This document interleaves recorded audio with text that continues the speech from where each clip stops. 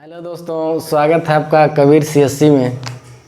आज के वीडियो में हम बताएंगे, इससे पहले हम जेनेटिक्स डिजीज यानी मानव रोग के बारे में हम 5 से 6 वीडियो डाल चुके हैं और आज हम उन्हीं सब वीडियो में से कुछ इम्पोर्टेंट प्रश्न उठाएंगे जो अधिकतर कंपटीशन एग्ज़ाम में पूछे जाते हैं। आज कुछ तबीयत हमारा नाजुक सा लग रहा है और इसीलिए आवाज़ थोड़ा नरमी है। लग रहा है कि कोरोना का कुछ संक्रमण दिखाई दे रहा है हमारे में। प्लीज़ आप लोग भी सोशल डिस्टेंसिंग का पालन किया करें। 2 गज की दूरी जीवन है ज़रूरी है। तो आइए हम लेकर के चलते हैं अपने चलिए देखिए, हम बताएंगे जीवाणु, विषाणु, परजीवी, आनुवंशिक रोग से कुछ इम्पोर्टेंट प्रश्न उठाएंगे जो अधिकतर एग्जामों में पूछे गए हैं। सबसे पहले 1 नंबर पर हम उठाएंगे निमोनिया रोग। निमोनिया रोग जान जाइए कि ये होता है, ये जितने भी माइक्रो ऑर्गेनिज्म यानी हिंदी में सूक्ष्म जीव कहलाते हैं। जो सूक्ष्म जीव यही हैं: जीवाणु, विषाणु, परजीवी, आनुवंशिक रोग। जीवाणु को इंग्लिश में कहते हैं बैक्टीरिया और विषाणु को कहते हैं वायरस और परजीवी को प्रोटोजोआ और वो है जेनेटिक्स डिजीज, आनुवंशिक रोग। और ये देखिए एग्ज़ाम पॉइंट से ये इम्पोर्टेंट है कि पूछ देता है अधिकतर कि जीवाणु का खोज किसने किया। तो जीवाणु का खोज जान लीजिए कि एंटोनी वान लीeuwenhoek जी थे, जीवाणु का खोज किए थे। उसके आगे है विषाणु, वायरस। इसका खोज इवान विस्की जी किए थे, इवान विस्की।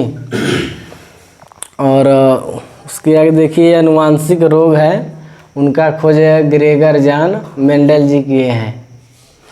और देखिए 1 नंबर पर है निमोनिया रोग। यानी कि इस क्वेश्चन पूछने का मतलब है कि निमोनिया रोग ये कौन सा सूक्ष्म जीव से होता है इन चारों में से जो हम ऊपर दिए हैं। तो निमोनिया रोग यहाँ पर देख लीजिए कि जीवाणु से होता है। 1 नंबर में पूछ लिया जाता है अधिकतर रेलवे के कंपटीशन में से। और देखिए 2 नंबर पर है फोड़ा फुंसी। अधिकतर बरसात के मौसम में छोटा बच्चा जब आम ज़्यादा मीठे फल खा लेते हैं तो हो जाता है उन लोगों को फोड़ा फुंसी। और ये रोग देखिए सूक्ष्म जीव जो है हमारा, यह भी जीवाणु से ही हो रहा है, यानी इंग्लिश में इसको बैक्टीरिया कहते हैं। जीवाणु से होता है फोड़ा फुंसी रोग। देखिए 3 नंबर पर है इन्फ्लुएंजा। इन्फ्लुएंजा रोग होता है, इसका जो सूक्ष्म जीव है वह है वायरस यानी विषाणु।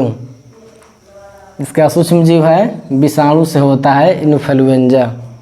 उसके आगे देखिए गलसुआ। गलसुआ रोग हमारे ये गले में होता है, जैसे कि इस रोग से प्रभावित अंग है गला। यह रोग, इस रोग का सूक्ष्म जीव है विषाणु, यानी कि यह भी वायरस से ही होता है। कौन? गलसुआ। उसके आगे देखिए सोने का बीमारी। सोने की बीमारी असीसी नामक मक्खी होती है और इसका जो यह सूक्ष्म जीव है यह है परजीवी, यानी इंग्लिश में इसको प्रोटोजोआ कहते हैं। यानी कि सोने की बीमारी किस सूक्ष्म जीव से होता है? परजीवी से होता है सोने की बीमारी। उसके आगे देखिए मलेरिया। मलेरिया रोग। मलेरिया रोग इसका सूक्ष्म जीव है परजीवी। तो अगर आप लोग डिटेल में अगर इसके बारे में जानना चाहेंगे कि मलेरिया मच्छर जो है मादा मच्छर से होता है, कौन सा मच्छर, उसका इलाज कैसे किया जाता है और इसका इंजेक्शन क्या होता है, तो हम इससे पहले जो 5 या 6 वीडियो बनाए हैं, तो वीडियो के डिस्क्रिप्शन बॉक्स के नीचे है, वहाँ पर लिंक है, जाके आप लोग वहाँ पर देख लीजिएगा। वहाँ पर डिटेल में हमने चर्चा किया है।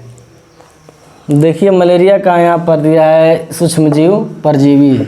मलेरिया भी परजीवी से होता है। इसके आगे 7 नंबर पर है वर्णांधता यानी कलर विजन। इस रोग से जो ग्रसित होते हैं रोगी, उन्हें लाल और हरे रंग का पहचान करने में असक्षम होते हैं, यानी कि क्षमता नहीं होता है। और इसका जो सूक्ष्म जीव है, इसे सूक्ष्म जीव नहीं कहेंगे, ये तो एक अनुवांशिक रोग हो गया, जैसे कि यह पीढ़ी दर पीढ़ी चलता रहता है। उसके आगे देखिए हीमोफीलिया रोग। हीमोफीलिया का मतलब होता है कि ये सामान्य भाषा में समझिए कि कोई धारदार हथियार या कोई चीज़ ये कट जाता है लोहे से, तो जो खून बहने का जो प्रक्रिया होता है वह रुकता नहीं है, लगातार बहता रहता है। यानी कि उसमें विटामिन, रक्त का थक्का जो होता है वह जमता नहीं है, रक्त का थक्का बनता नहीं है, तो इसी को कहते हैं हीमोफीलिया। और ये भी एक क्या है, जेनेटिक्स डिजीज़ है, आनुवांशिक रोग है। कौन? हीमोफीलिया। उसके आगे देखेंगे क्लिनीफेल्टर, ये भी एक आनुवांशिक रोग है। और इस रोग से जो ग्रसित होते हैं वह पुरुष जात होते हैं, और उसमें जो ग्रसित होते हैं इस रोग से, उस पुरुष को ये बोलते हैं नपुंसक। ये जेनेटिक्स डिजीज़ है। और ये देखिए क्लिनीफेल्टर पुरुषों को होता है, और उसके आगे हमने लिखा टर्नर सिंड्रोम, ये रोग महिलाओं को होता है। और इसमें महिलाएं क्या होती है कि उनमें कमी होता है, जिससे कि वो बांझपन का शिकार हो जाते हैं। और उसके आगे देखिए हमने 11 नंबर पर लिखा है रेबीज रोग। रेबीज रोग से शरीर का कौन सा अंग प्रभावित होता है? यह बहुत इम्पोर्टेंट क्वेश्चन है। पिछली बार हमने ग्रुप डी का एग्ज़ाम दिया था 12 अक्टूबर 2018 को, हमने खुद दिया था इलाहाबाद में, और उस सेट में पूछा था रेबीज रोग किस अंग को प्रभावित करता है, तो यह है तंत्रिका तंत्र। और रेबीज रोग होता कैसे है? यह पागल कुत्ते या चमगादड़ होते हैं, वो काट लेते हैं जैसे कि कुछ, तो हो जाता है रेबीज नामक रोग। इससे कौन सा अंग प्रभावित होता है? तंत्रिका तंत्र। और देखिए लास्ट 12 नंबर है, लिखा कि हेपेटाइटिस है, ये कई प्रकार के होते हैं, ABCD। तो हेपेटाइटिस जैसे ABCD, ये शरीर का कौन सा अंग प्रभावित होता है? तो इससे होता है देखिए यकृत, यानी इंग्लिश में इसको लीवर कहते हैं। हेपेटाइटिस AB जैसे कि BCA से शरीर का कौन सा अंग डैमेज होता है? तो यह है यकृत। तो आज के इस वीडियो में हमने जीवाणु, विषाणु, परजीवी, आनुवांशिक रोग से जो कुछ इम्पोर्टेंट क्वेश्चन है उसका हमने यहाँ पर चर्चा किया। और नेक्स्ट वीडियो में हम लेकर के आएंगे विटामिन और जो प्रदूषित जल से रोग और फफूंद, फंगस, इससे जो इन तीनों में से जो इम्पोर्टेंट क्वेश्चन है जो अधिकतर परीक्षाओं में पूछे जाते हैं, उन सब प्रश्नों का हम संग्रह लेकर के आएंगे। तो आज के वीडियो में सिर्फ इतना ही। तब तक के लिए धन्यवाद।